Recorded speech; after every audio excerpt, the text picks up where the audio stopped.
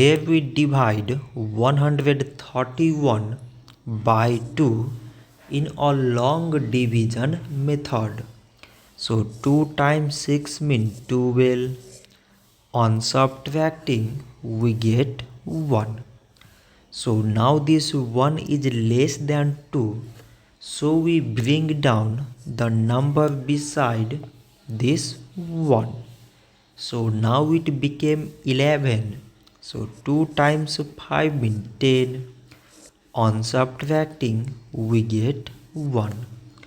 So again we have 1 which is less than 2 and there is no other number beside. So we put here decimal so that we keep 0. So 2 times 5 means 10.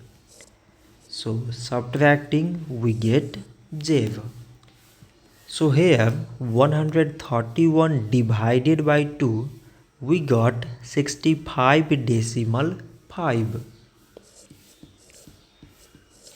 So this much for today and thanks for watching.